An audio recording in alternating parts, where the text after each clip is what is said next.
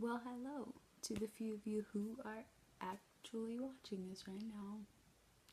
I'm here today to talk about The Walking Dead. So the comic was originally created by Robert Kirkman and Tony Moore in 2003. It has since then sparked a TV show, which was developed by Frank Darabont, of course, amongst many other people who helped produce it. And the first show aired on Halloween in 2010, ironically, right? So this show is set in a post-apocalyptic world centered around a single character named Rick Grimes. He was a former sheriff in Atlanta, Georgia, who wakes up in this zombie world and has no freaking idea where he is and what is happening. So the goal of this show is actually to provide a commentary on how society can evolve in the face of a post-apocalyptic zombie world. Oh god. So the show obviously uses many different filming techniques and narrative techniques to get its message across. Amongst of many include tone, which just gives you the sense of what the hell could be happening. Irony, that it'll just give you this like intense feeling inside that's just like, oh my god, I know what's gonna happen, or I don't know what's gonna happen, or this might happen. And then obviously subjective shots, which just kind of get you to see things through people's perspectives, because that's actually ironically what's very interesting, because you see it through people's perspectives but never through a zombie's perspective. So it follows these classic concepts of horror by tapping into the fears of the unknown, political corruption, unburial, and the loss of innocence, or corruption in essence.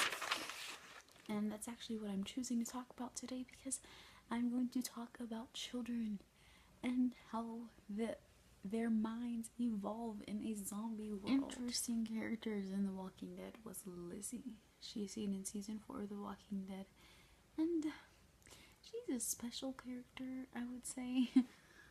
So she seems to be one of the few characters in the show that has developed a sort of empathy for walkers.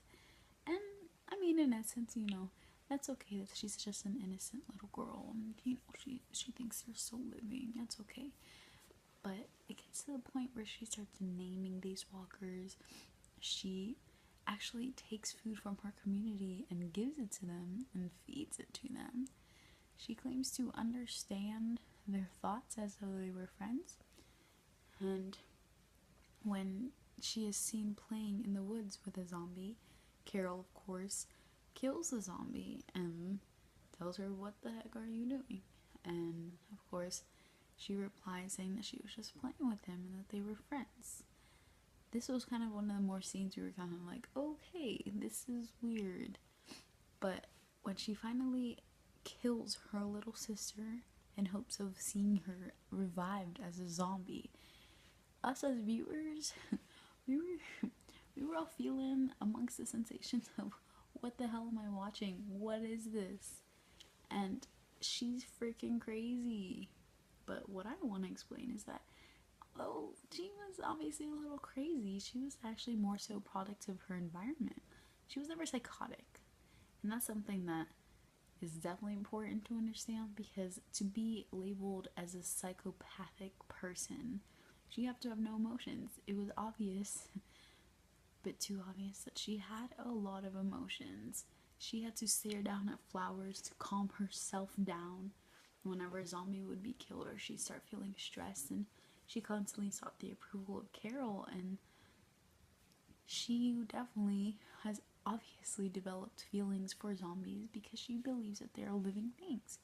And like we are taught in our society today as children being raised, is that every little thing in this world has life, and that every person is just as equal to the other person, and everyone deserves as much life as the other person.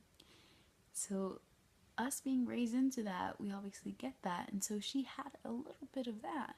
But considering she's only 13, she didn't really get to experience that difference between living and dead, and the significance of death, and the fact that there is no way for them to come back. So obviously, living in this world where they're trying to decipher between the good and the bad, and we gotta make sure we help keep the living living, but we have to kill the living dead. It can be confusing for someone who is still developing mentally.